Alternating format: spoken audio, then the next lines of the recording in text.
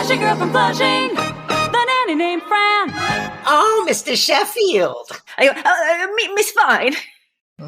Hello, everyone, and welcome back to Oh, Mr. Sheffield. It's a podcast about The Nanny, a hit sitcom from the 90s starring Fran Drescher. I am Shanti Pasquale here with my co-host, Tori Sheffield. Yes, and this week we are doing Season 3, Episode 22, The Hockey Show. This is the one where Fran dates a famous New York Ranger. This episode is directed by Dorothy Lyman, and it was written by a guy named Robbie Schwartz, who I don't think we've seen a lot of. He did The Nanny, and he did The Simple Life, for a couple of episodes, and that seems to be all he's done. So, you know, what did you think overall? This was not an episode where I'm like, oh my God, 10 out of 10. Like last week, I think, or a couple weeks ago, we had a 10 out of 10 episode. But I thought there was enough funny stuff to make it really fun. Yeah. Okay. Agree. Yeah. I also realized, you know what? I don't know what the hockey show is in reference to. So if any listener knows, let me know. Because I couldn't figure it out. The hockey show. The hockey show. I don't know either. Yeah, I mean, look, I should say that's the name of this episode. I'm gonna be the negative naysayer this episode because there were just a lot of things that I don't know, they just didn't land for me. But like you said, the stuff that worked was very, very funny. But we'll get into it. We'll get there, guys. Let's go. So where we open with in a bar, right? A sports bar. And Val and Fran are lamenting how they're the only women in this bar and not a single guy is talking to them because all they care about are it's like the sports game on TV. And Fran basically, like, she swears off men. She's like, I'm done. Like, I swear. Like, I don't even care anymore. At which point, a New York Ranger named Mike Laveau approaches her and says, hey, I'm Mike Laveau, a New York Ranger. Do you want to go on a date with me? He's very, very handsome. And I Googled it. Like you said before, Mike Laveau, not a real person. I definitely thought he was a real hockey player when I watched this episode. Great casting. That guy seemed like a hockey player. He did. He wasn't like too good looking, you know? Well, he was like handsome in the way that hockey players are, and he was built like a hockey player. Yes. And he was a little bit wooden in the way that professional athletes are when they guest star as actors. That is how I felt too. He was like rough, like a hockey player. Like he looked like just a little like, you know, rugged. And then his delivery didn't seem like, oh, I'm an actor who's going to pretend to be a sports guy. Like, you know, because like you can always read. I feel like most of the time you can always read like, this guy's never played sports in his life. Yeah. But yeah, I went through this whole episode thinking it was a hockey player until I Googled it. And then I went, oh, okay. Well, fine. Also the fact that he comes up and says, hi, I'm Mike Laveau. Like he didn't say, hey, I'm Mike. So I don't know. The first and last name made me be like, yeah, like he's definitely someone famous. But so he goes, do you want to go out with me Friday? And even though Fran had literally sworn off men a second before, she goes, Thursday is sooner. And so that like sets up the A plot of the episode, which is, you know, Fran is going to start dating this ranger. Also a really great side gag. She stands up in front of the TV and holds out an empty bowl because she knows that all of the men in this sports bar are going to throw popcorn at her to make her sit down. So she just catches the popcorn in the bowl and sits back down. It's pretty genius. And then the next scene, she descends the stairs of the mansion in a gorgeous gown. She looks great in this gown. I know, but I was like, wow, first date, like who goes to a place where you wear a gown for a first date? But I guess I don't know. Mike Laveau does. I guess. But even then, like I don't know that I could even be like, what place would be appropriate to wear a full gown? Like ball. The opera? Right. This hockey player was taking her to the opera. Yeah, it was a gorgeous gown, and then it also led to what I thought was like a real weak CC jab which is Cece trying to like insult that gown as if it was somehow not a gorgeous gown. Yeah, well, because it was like very shiny and silver, and Cece basically goes, "Where'd you get it? Like the Reynolds Wrap collection?" But I guess, Cece is she's a very understated style. And I guess to her it was very gauche and gaudy, but man, I thought she looked fab as always. And so then we think that Mr. Sheffield is going to have some sort of issue with Fran going on this date. Like it's a work night. He's often very jealous. And she even thinks he's going to be upset because it's a work night.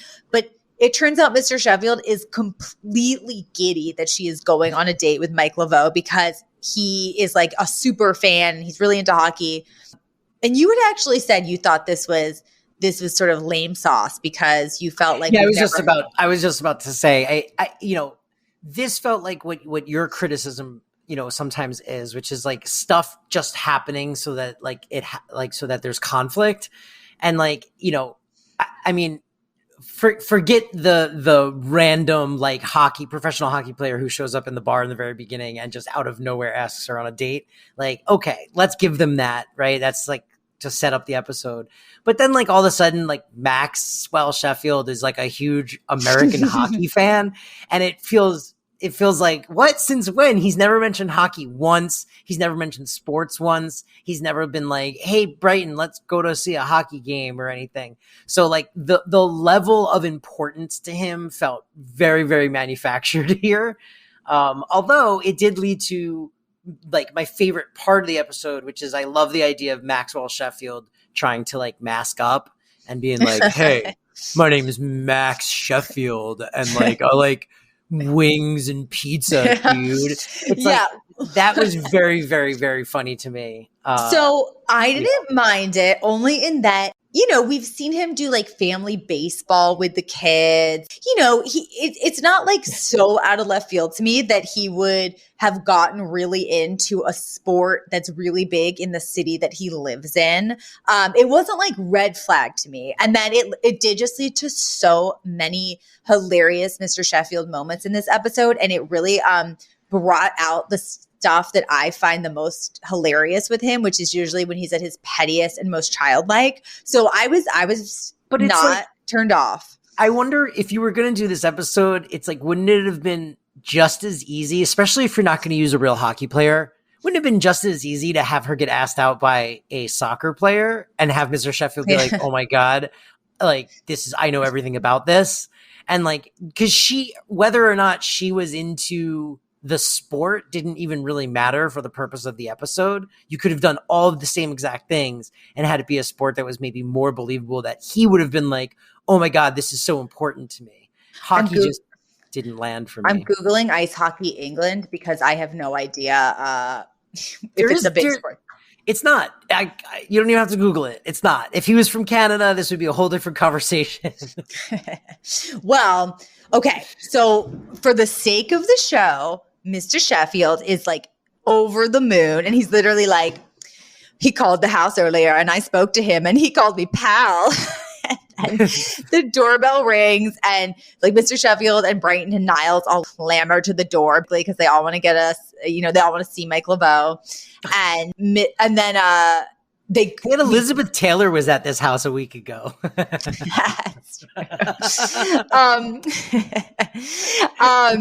well, then we go to the actual date, which is at a nice restaurant. And this is when we find out that this seemingly, perfect, eligible bachelor actually has a lot of baggage because Mike Laveau, much like a lot of very successful professional athletes, is incredibly superstitious, and I would say probably OCD. Like, I don't think it's like bordering on OCD. Like, I think we can 100% say that is what's going on here. He has to say certain things 7 times. Yeah, but that was them depicting his extreme superstitions, not an OCD thing. The superstitions was that him being like, you have to drive around the parking lot 7 times. That wasn't because he's like OCD. It's because he thinks that like that is somehow related to him doing good in a game. he like counts everything 7 times. These shrimp come on the plate and he counts them and he goes, we can't eat these. There's 13 of them. It turns out he doesn't change his underwear when there's a winning streak. But he also thinks that Fran is a good luck charm for him because the night that they met, he ended up scoring in his big game like 4 times. So we set this up that he is a lot, but he also— Needless to say, she's super weirded out. Yes. Like let's this paint a picture that she's like into any of this. She's not. She clearly doesn't like any of this. And so then when she gets the next morning, everyone's at breakfast and she comes in and Maxwell is still like, oh, we're going to go see a hockey game. He's so excited. And she comes in and she's like, yeah, no, I broke up with that guy. No, she's like, I gotta break up with that guy. I'm not into it. And then we get, this other like, it's in character for him because Maxwell is a very entitled, like little man child. Yeah. But again, it just, I don't know. It just came off as like really sad that he's like going to force her to go on a date so he's like a rich guy with famous connections. He could go to a hockey game. Well, no, because they even say, I think that was one of my favorite lines of the episode is basically, so he and Brighton are super, super excited because Fran and Mike had promised them first row tickets at the next big game. So when he finds out that Fran is going to like call it quits with this guy, Mr. Sheffield's like, no, you promised us tickets at the playoff. Like you promised us, Miss Fine. And then Brighton says something like, oh yeah, I finally knew someone with a connection. And then Mr. Sheffield looks at him and goes, I am a Broadway producer. And he goes, yeah, if I want to get close to Carol Channing, but basically Brighton's like, yeah, your connections mean nothing. Yeah, I hear you. I understand. And I heard that line and I acknowledge it, but I still think he's rich enough that he could buy tickets to a hockey game. That's true, but he's a little petty baby. So he guilts Fran into, sticking it out with Mike Laveau for just a little longer so they can go to this game that they're really looking forward to. So then we go to that game. Although she gets the upper hand at the end of that scene where she gives them a little guilt trip and they immediately feel bad. And she's got a great little, she goes, amateurs, where it's just like she barely gave them any Jewish guilt and they immediately caved. It was a very, very, very, very smart little interaction. I like that a lot. And so, then when we go to the hockey game, at first she's like, oh, this is awful. The fact that we're here means that he's going to think I'm really into him and I'm just going to end up having to break up with him. And no sooner does she say that, does the announcer come over the big loudspeaker at Madison Square Garden and go, oh, and it looks like, Fran Fine is here. Mike Laveau has famously said she's his lucky charm. And the entire stadium starts chanting her name and they put her on the Jumbotron and she can't help herself. She jumps up. She starts blowing kisses at everybody, smiling, waving. She then goes into an extended fantasy sequence where she is Barbara Streisand singing Memories.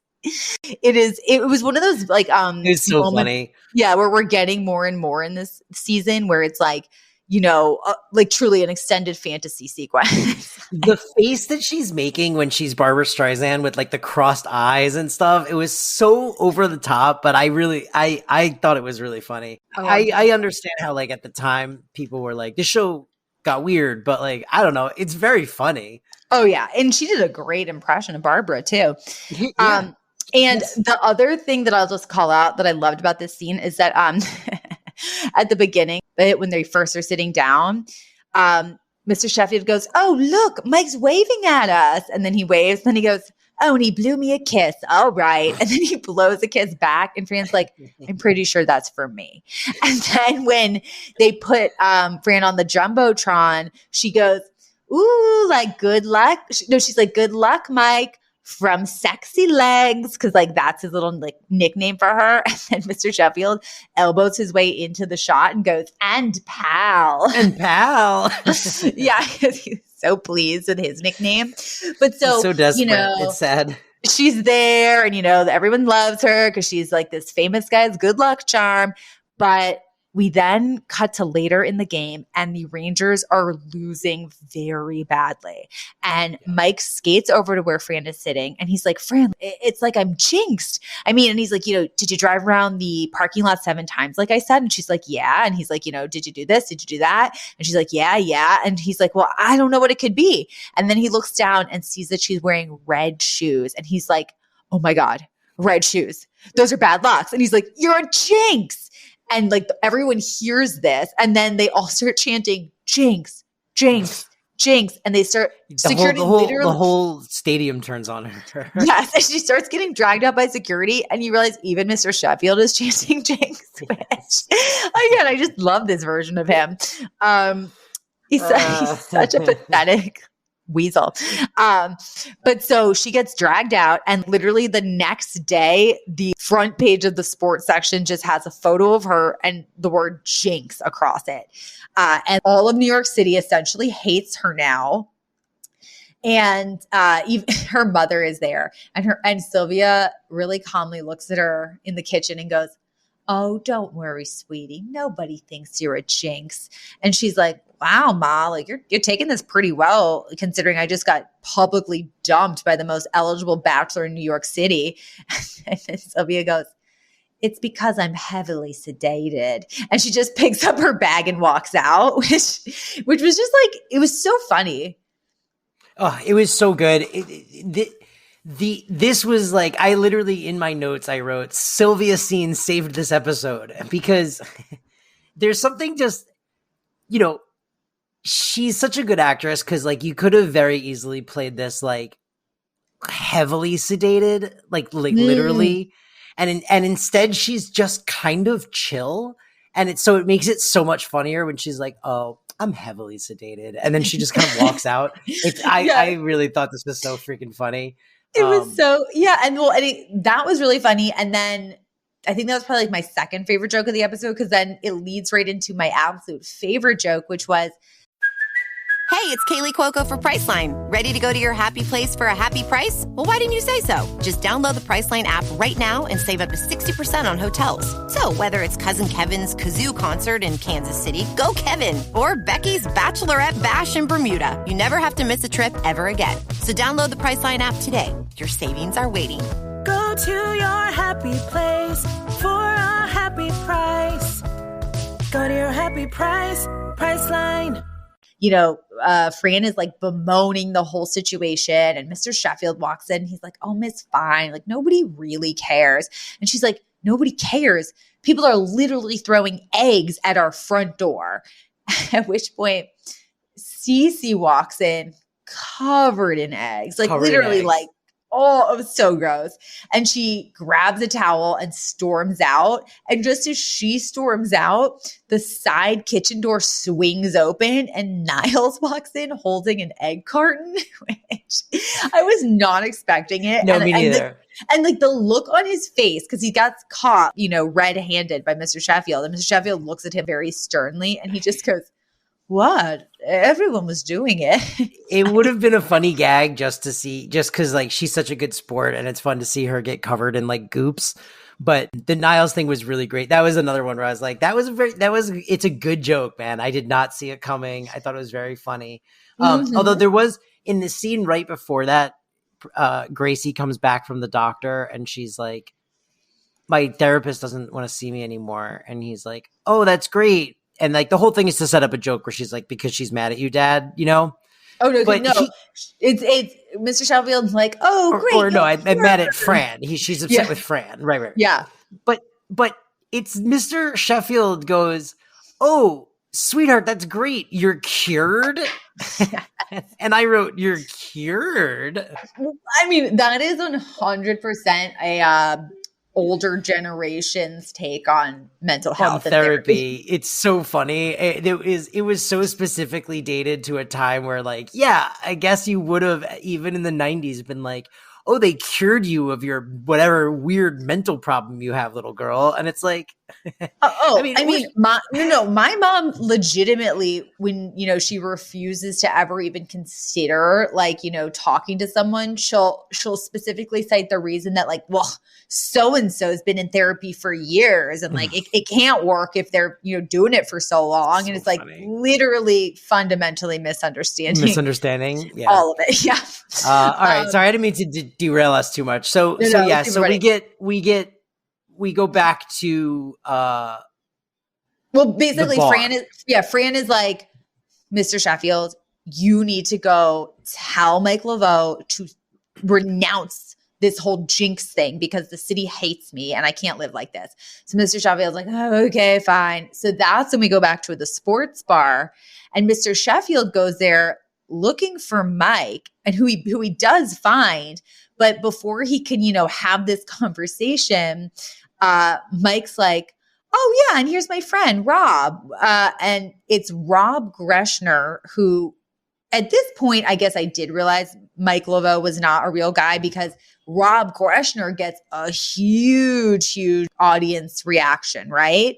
Clearly he was an actual real life hockey player. And I looked him up in the 2009 book, 100 Ranger Greats. He was ranked as number 12 of the all-time best New York Rangers. Very famous book too.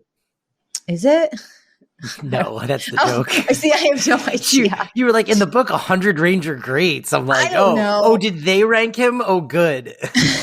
Well, as long as he was definitively ranked by 100 greatest Rangers. I don't know anything about hockey. But so then Mr. Sheffield. It's not like you were like, Sports Illustrated said he's this. You're like, in the book, the 100 ranked Ranger players of all time. I don't know. I don't care about sports. But but he's a famous dude. And so Mr. Sheffield is completely starstruck. And so instead of going to the bar and doing what he promised Fran he would do, he just comes home drunk, reveals to Niles that he ended up throwing darts at a picture of Fran with the other guys. So much shit. It's so funny. He talks so much shit. And then this was a classic. This usually happens to Fran with Mr. Sheffield, but this time it happened to Mr. Sheffield with Fran. He doesn't realize that Fran is in the kitchen too. She was just kneeling behind the counter looking for something. So she stands up, and Mr. Sheffield's like, and Fran does a really, really good play here. She starts to cry. And for a second, I thought she really was crying. So did I. I bought it too. I bought it.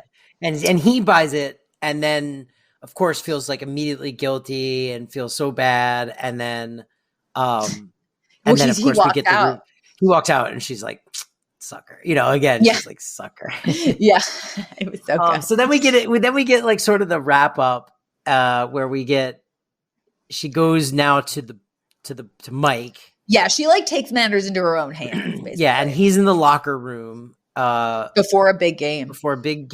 And she goes in and she does this very silly striptease for him where it's like all of the superstitious things that he's afraid of, she manages to include in this. Like, she's wearing a shirt that has the number 13 on it, and she's got her red shoes on. It's like every superstition in the world that she could do, she does. And it's this big fake out too, because, she walks in and first she asks him politely if he will just renounce this jinx thing. And he says no. And then she's like, well, I'm sure we can work out an arrangement. And he's like, what do you have in mind? And she's like, I don't know, you're a man, I'm a woman. I'm sure we can figure something out. So he clearly thinks they're going to do it. And that's how she's going to basically convince him. And then she starts doing this she's really good striptease, actually. Yeah, it was cute. It was cute. And so but then it's really designed to be a form of torture for him, because he soon realizes that it's not a fun, sexy striptease, to seduce him. It's to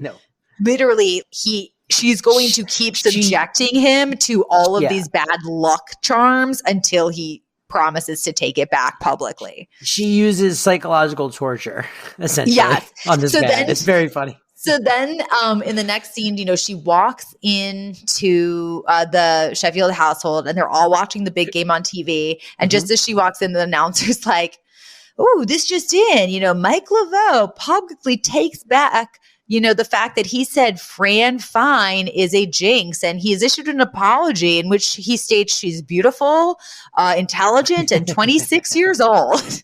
And that made me laugh really hard that she made him publicly state that she's 26 in an apology. Yeah. And, that's the big wrap up. But there is this fun little beat too where, she clearly doesn't. You can't forget the button where we confirm yet again that superstitions are canon in the nanny, yeah, because they're winning, and then she starts to put her red heels on, and then they start to lose, and then she takes them off, and they start to win again, and that's that's like the wrap up. So it was again not an episode that I'm probably gonna like remember every big moments of a year from now, but I definitely laughed out loud a number of times. Yeah, it was good. I mean, I thought it was very, there was a lot of funny stuff, but I felt that it was uneven. Again, similarly to how I feel like we've ended other episodes where you're like, look, it had very funny moments, but those moments were manufactured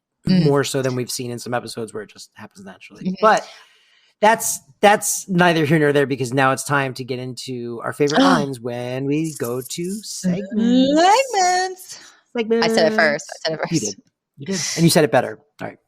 And now, segments.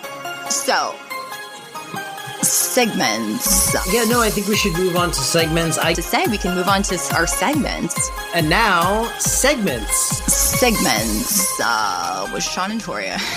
Okay, so I'm going to start with towards the end, because it's in that last scene. Maggie's like, if they go, Maggie, if you were Fran, what kind of car would you drive? And Maggie goes, my husband's. No. It's Mr. Sheffield goes, if you were Miss Fine, what kind of car would you want? Would you want to drive? Right, that's what it is. Would you want to drive? Yeah. What kind of, because he wants to buy her a car to make up for being a jerk. Uh-huh. And she goes, my husband's, which is such a mean burn, dude. I don't think it was a burn though. I think she was just like trying to be really honest. I guess. I went, ooh. Sassy. I realized I mentioned so many of mine already. I just loved when Mike Laveau blew Fran a kiss and Mr. Sheffield blew it back, assuming it had to be for him. I liked Fran saying, man, who knew all I had to do was date an athlete this whole time? And then she goes, well, so much for dating Jewish guys. Yeah. I really like the line where after she gets declared a jinx, she goes, I'm the most despised person in New York City. I might as well become a mime because people hate mimes. Yeah, they do. I basically said all my others too. Yeah. All right. So there wasn't any Yiddish in this episode, and we've had a few in a row where there hasn't been any. Another one bereft of Yiddish, I know. But I did look into something related. So there is definitely a bit of a superstitious strain in Jewish folklore. And I don't think Jewish people are like often really like thought of in that way. But there is a term called kinahora. And it's a Yiddish expression used to ward off the evil eye. It's kind of like a knock on wood equivalent. Yes. So, if someone says like kinahora, you're basically like, no evil eye, no evil eye. Which also just the concept that we have an evil eye we believe in is insane. But go on. Yes. And it's, I think again, it's like, you don't really think of it in terms of Jewish culture, but it does exist. People's grandmas and great my grandma used to go kinahora. I would go, oh man, I'm so lucky. I've never broken an arm. And my grandma would go, poo poo, kinahora. Nanny trivia was, okay. So I hadn't watched all the way until like the very end credits in quite a while, but I did notice there was this little graphic now, and it says High School Sweethearts Productions. Oh, I looked cute. into it. Yeah. And so starting in season 3, and it's really from season 3 to 6, That is at the end of every episode. It was Fran and Peter Mark Jacobson's production company. It's also an uncredited company that produced the movie The Beautician and the Beast, which was, she was in. Fran and the it's movie, just this really cute graphic that, if any listeners just hop to the next episode, usually right when the one you're watching ends, I just, I invite you to just watch all the way through because it's a really cute graphic. It's literally a little animation of Fran and Peter in a bed together and they're watching TV and they just they have a little kiss and then they turn the TV off, sort of like, now we can't get to see them in the bedroom anymore. But it has this cute little jingle with it as well. And I was like, oh, that's cute. I hadn't noticed That's it. adorable. Man, I'm so glad I decided to do this podcast with you. I would have never done any of that work. I would have just been like, well, that was the episode. I don't have any trivia. This was boring. Oh, I see. Oh man. You see, I love that you put a little bit of effort in. That was great. No, that was great. I loved it. I loved it. That was great. I thought you were going to say I'm just, this is, that was like a CeCe Niles fake out. I thought you were going to be like, I'm really glad I did this podcast with you because, I get a chance to talk to my friend every week and, we get quality time together. But it was literally because you do homework and I wouldn't do that. You're great at this. You're so responsible. Then Fran or the CeCe. CeCe really wasn't in it. I mean, look, she wasn't in it. And, I would never date a hockey player though. Me either. No, I would never date an athlete. No, yeah, no offense, athletes who listen. Yeah, it's just I just don't think that especially hockey. I feel like I would always be worried that they would get hurt. Yeah. Ugh. It's very violent. My dad referees hockey, and my dad's gotten injured so many times, and he's just the referee. I mean, do you know how many teeth get knocked out in the average game? Yeah, oof. It's a lot. So it's too rough. No, not for me. But if you play hockey or would date someone that would play hockey, you should reach out to us at our socials and let us know what it's like and how many teeth they've lost. You can find us at Oh Mr. Chef Pod. That's with 2 F's, Oh Mr. Chef Pod on Instagram and Twitter. Come say hi. And also, please don't forget to go to Apple Podcasts and Spotify and leave a 5-star review and a like. Tell people that the show is great, because then more people will find the show. And thanks for listening. We'll be back next week with episode 23. And we are very, very close to the end of the season. But you know what that means, Toria? I'm going to have to soon write a new segments theme song as promised for season 4. So I promised at the beginning of season 3 that I would do it. So I've got to figure out what we're going to do for that. So we'll get a new segments theme song for season 4. And yeah, we only have a couple left. We've got, let's see, what do we have? We've got 23. I think there's 23. And then we have, we should say episode 24, we have a special guest. That's true. We should promote that. I don't know why we haven't been promoting that this whole time. We are dumb. But we have a special guest coming in two more episodes. So that'll be really fun. And then it's John's ex-wife. Meredith Vieira. I was once married to Meredith Vieira. That's canon in a different podcast. And then we only have 3 more episodes after that. So we're getting... And then we still have 3 seasons to go. And then we've got 3 more seasons to go, baby. May. You know what? I wouldn't have it any other way. No, me neither. I am having a great time. I do love getting a chance to talk to you every week. Because, yeah. Dearly from Bunny Ears times. You already dug your hole. Go lie in it. Okay, well, thanks, guys, and we'll talk to you next week. Bye. Goodbye. The Flushing Girl from Flushing, the nanny named Fran. Oh, Mr. Sheffield. Miss Fine.